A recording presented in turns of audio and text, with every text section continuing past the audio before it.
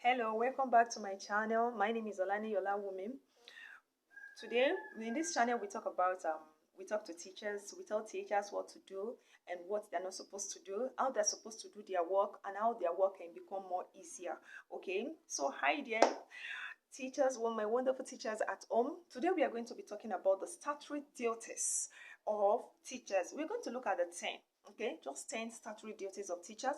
As a teacher, what are those things that you're supposed to be doing? Maybe you've been doing them, or you've not been doing them, or okay, I just want you to know. Okay, I want you to know more about your career. I mean, your line, what you're supposed to do that you have not been doing, or you've been doing, or you are not doing everything. Okay, so let's just look at 10 for today. So when we're talking about these statutory duties of a teacher, those things that teachers are supposed to do, okay?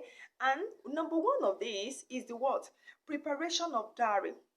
As a class teacher, you have to prepare your diary. That is preparation of diary for their respective lesson notes. That is lesson notes that is from first term to third term. In that diary, there is a space there at the back. If you open your diary as a teacher, I am a teacher, I'm a classroom teacher, so that's why I'm telling you this.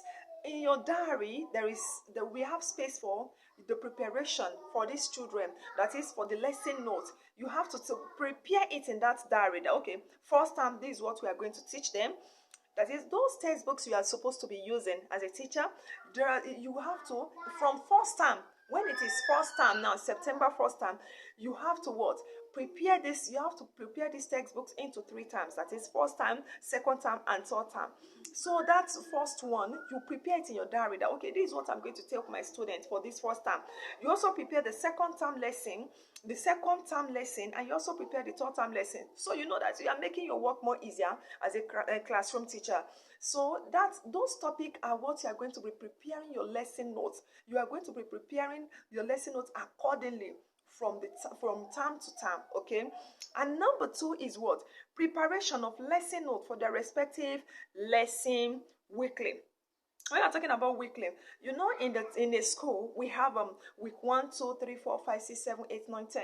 At times we teach up to 11 weeks, because in a term at times we have 13 weeks. At times we have 12 weeks. At times it might fall into 14 weeks. So at times it might be those 10 weeks that you're going to teach these children. So from first week, you have to prepare what you are going to do. You need to have your lesson notes and prepare what you are going to be taking these children weekly, okay? This week, this is what I'm going to take the student.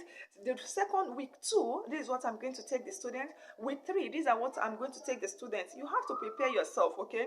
So you will make your work more easier. By the time you prepare yourself, you'll be more, you work at ease, okay? And another thing is what? Effective classroom teaching. Okay, that is effective classroom teaching using teaching methods. Okay, now you don't, as a teacher, you don't base on the textbooks alone. Okay, you have to bring some words. You have to bring some teaching that is teaching. You have to use some teaching methods in your classroom. Is the reason why you are doing this as a teacher is just for your students to understand clearly and to understand better. Okay, by using the words of mouth alone cannot allow these children to learn faster. Okay, at times as a teacher, when you come in with teaching methods, okay, teaching methods, you know these different kinds of teaching methods, and you apply it to these students, it makes them understand better, and it makes them want to give you more. They will give you more ease. Okay, you will have ease when you are teaching them. You won't have problem with them. And another thing is what? Effective class management and class organization. As an effective teacher, you have to what? You have to organize your class, okay? You have to organize your class. Your class must be quite organized, okay? Your class must be quite organized. You have to allow noises.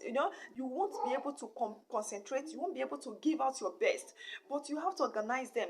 Tell these students, tell them that whenever I'm in your class, or whenever you don't make noise. Okay, you don't make noise. So these children, by the time you are telling them, they will know what you want and what you don't want, and they will respect you for that. Another thing is what? This is number 5 now, that participation in curricular, that is Co-curricular activities. What are these co-curricular activities? Like school marketing. As a classroom teacher, your work does not stop in the class. I hope you know that. It doesn't stop in the class alone. As a classroom teacher, you have to follow the school's rules and regulations. Whenever they are going for school marketing, what is this school marketing?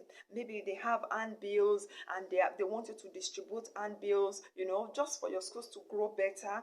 And you yourself, when the school grow better, peradventure your salary may increase. Okay, so you have to work with the school owner. You have to work with them. You go out, you share this school market, this school handbills. Let people know.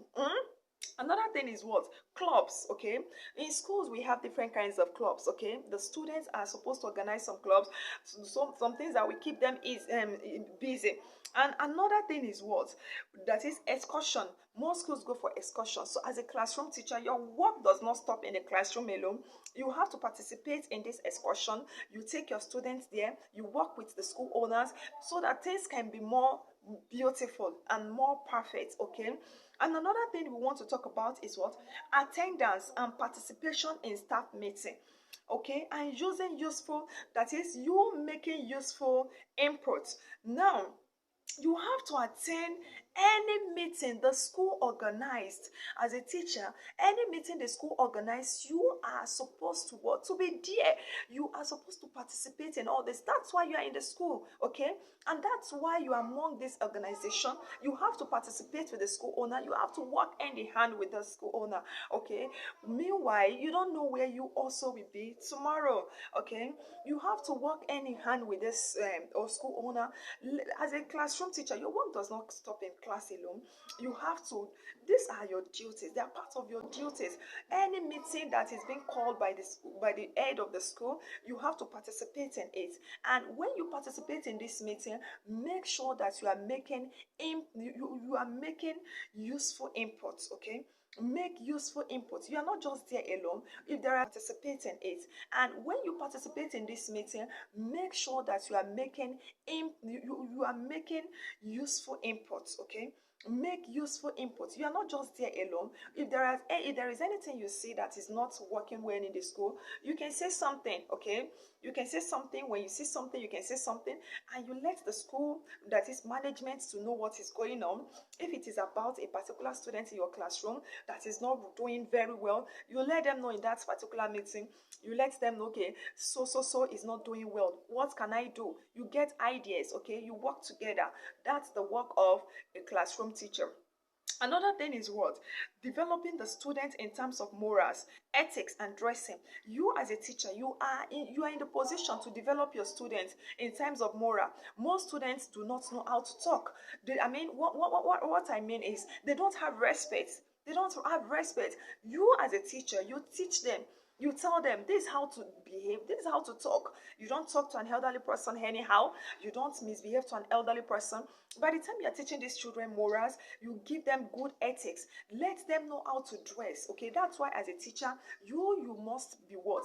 Well dressed. Okay, when you are well dressed, your students, by the time they look at you, they themselves will know that, okay, this is what I'm supposed to do. This is how I'm supposed to dress. Okay, because we are role model. Okay, and the way they see us, that's how they what they are. And next, your exam and test question preparation must be on time. As a teacher, we have tests in this weekly assessment. We have a week. We have weeks for the first test. In some schools they have 3 tests.